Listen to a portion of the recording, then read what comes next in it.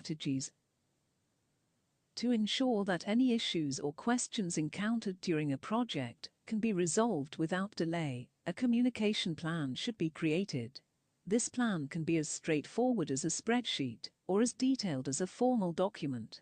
A communication plan should outline the following: who will receive project updates, how often these updates will be, how they will be provided, for example email, presentation, etc., how often team meetings will be held, what format will be used for all communications. This information should provide all members of the project with the expectations of communication throughout the project. All communication activities should include the following information: purpose. Every act of communication should have a purpose. The following 4 categories all provide a reason for communicating. Updates, to provide sponsors, stakeholders or team members with up-to-date information on how the project is currently going. Seek approval, it may be necessary during the work to adjust the scope of the project. If any changes are necessary, the project manager should seek approval from the relevant parties. Review, throughout the course of the project, it is crucial to review decisions and actions to ensure success. General, when communication does not fall into any of the above categories, it should come under the category of general. Information required. Not everyone concerned with the project needs to be made aware of each decision and detail. It should be the responsibility of the project manager to decide to what extent different parties should be involved. Frequency.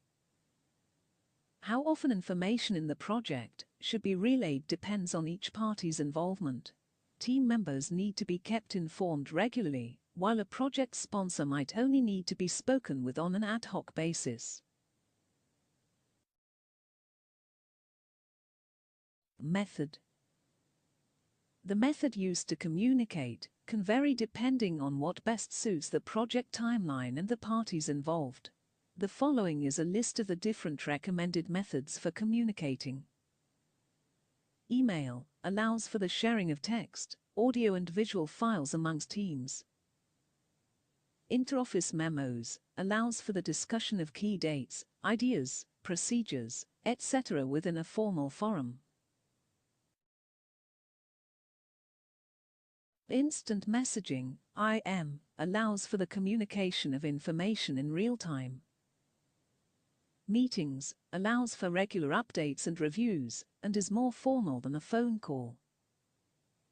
Telephone or video calls allows for regular communication with team members across the world. Intranet or internet boards allows for communication status, progress and highlights to be communicated to all parties with ease.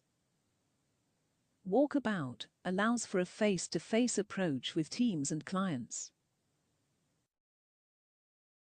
Summary. Listening is key for effective communication, as without a message being heard and understood by the listener, communication cannot take place. Good and effective listeners showcase several characteristics when ideas are being communicated, including being attentive and not assuming. Speech is typically prioritized over written communication, but writing is often more formal, unique, reliable and valid. Non-verbal communication is typically defined as the act of communicating through body movements, gestures and eye contact. A communication plan allows for any issues or questions encountered during a project to be resolved without delay.